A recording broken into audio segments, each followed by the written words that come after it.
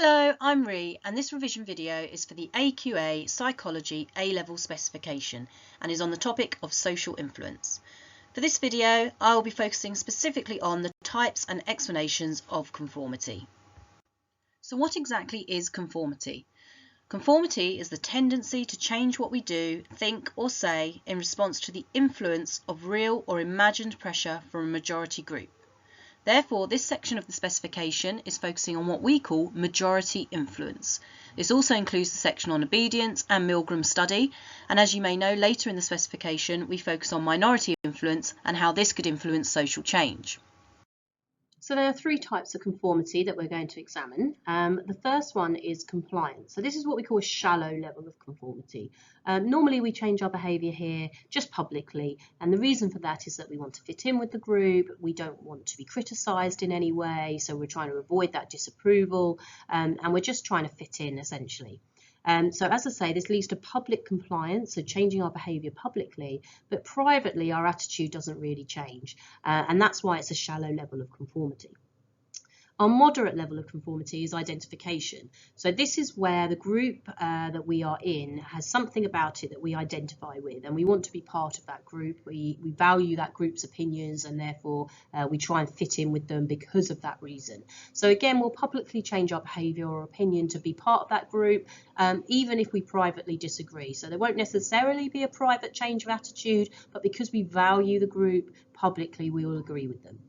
And then our deepest level of conformity is internalisation. So again, we're going to compare our private views to the group's views, but this time, if we think the group is correct, we will change our private attitude. And this is the deepest level, as I say, because there's both public change in behaviour, but also private change in behaviour. We call this the validation process, where we're kind of assessing our own opinions against the groups and seeing if they match up.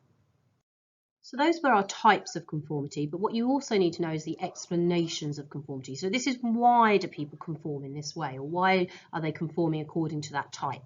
So there are two here that you need to know on the specification. So informational social influence, first of all. If you think of the word information, it means you're looking to others for that information, for that knowledge. Why? Usually because you think they have some sort of superior information about it or knowledge about it, and that then leads you to change your private opinion.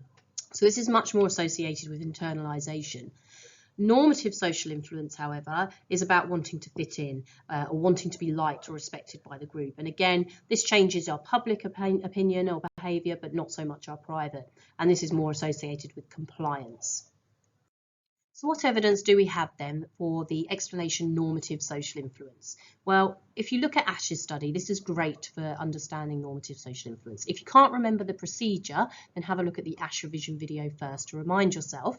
But essentially, we know because of the interviews that Ash did with the participants after the study, participants went along with a wrong answer, mainly because they felt self-conscious. And actually, they didn't want to stand out. They didn't want to have the disapproval of the group. There was also a variation of Ash where he asked them to write their answers down.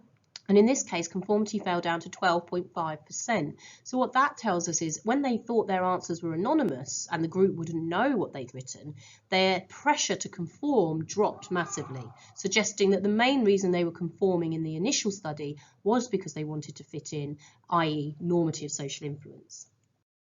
So support for informational social influence can actually come from Lucas et al.'s study, where they gave participants either easy or difficult math problems to solve.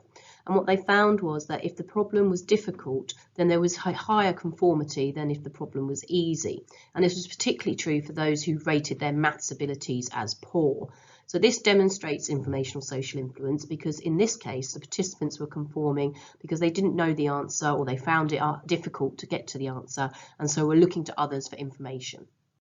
So onto a criticism of normative social influence. Perrin and Spencer actually demonstrated the importance of thinking about individual differences. So they replicated Ash's study, but this time they used maths and engineering students, so students who have kind of a high academic level of intelligence. And what they found was that there was very little conformity with these students. So the suggestion here is that because these students probably felt more confident in their abilities, they didn't feel the peer pressure to conform, and therefore we haven't taken individual differences into account when looking at the original Ash study. Continuing to think about individual differences then, what we do know is that actually some people in society have a desire to be liked more than others. They feel that need to be accepted into a group or to be liked by a group. And these are called N-affiliators, and they are more likely to conform in those types of situations. So in this case, normative social influences are going to affect them much more than maybe some other people in society. So once again, this individual difference hasn't been taken into consideration with Ash's original study. Final evaluation point is that it can be difficult to distinguish between the effects of normative social influence and informational social influence. We know in Ash's variation that when a dissenter was present, conformity dropped. However, it is unclear whether it dropped because the dissenter broke the unanimity of the group and so reduced the power of normative social influence, or whether the participant assumed that the dissenter had better or superior knowledge to them, and so conformity reduced due to informational social influence. In real life, it's very difficult to separate the effects of both normative and informational social influence. That brings us to the end of types and explanations of conformity. If you found this revision video helpful, then hit subscribe for more revision videos. You can also find me on Instagram and TikTok for psychology related content, and of course you can find a range of revision resources available at psychologywithree.com.